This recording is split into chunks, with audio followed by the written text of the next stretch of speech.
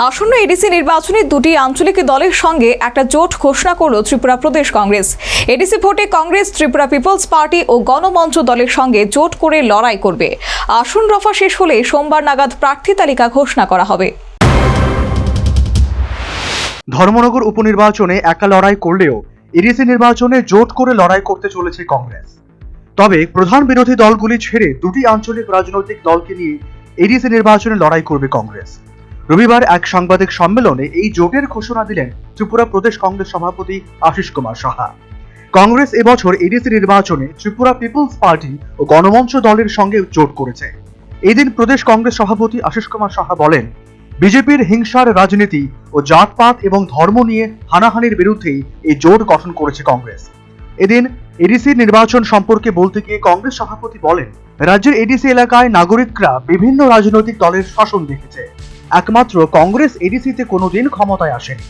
তাই অন্যান্য রাজনৈতিক দলের অভিজ্ঞতা নিরিখে কংগ্রেস ও জোট দলের পক্ষে ভোট আহ্বান করেন কংগ্রেস সভাপতি। 28টি আসনের মধ্যে 28টি আসনেই লড়াই করবে কংগ্রেস জোট। এই নির্বাচনগুলি দেশের বর্তমান অবস্থা, রাজনৈতিক,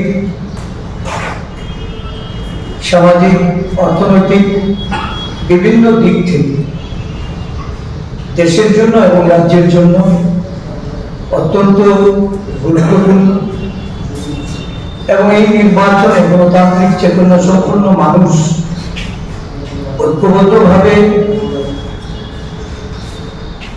শাসক দলের মোকাবেলা করার জন্য সিদ্ধান্ত গ্রহণ করে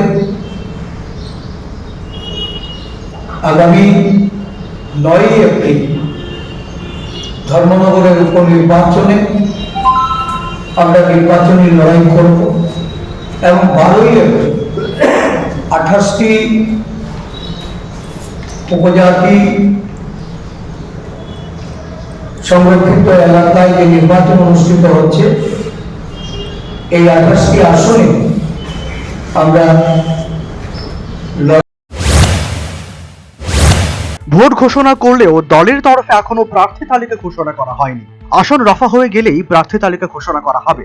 সোমবার নাগাদ কংগ্রেস জোট তার প্রার্থী ঘোষণা করতে পারে বলে জানান আশিস কুমার সাহা। যদিও এর আগে সম্ভাব্য প্রার্থীদের নিয়ে কাজের বিভিন্ন এলাকায় বাড়ি বাড়ি প্রচারে নেমে গেছেন কংগ্রেস কর্মী সমর্থকরা। Bureau report, news vanguard.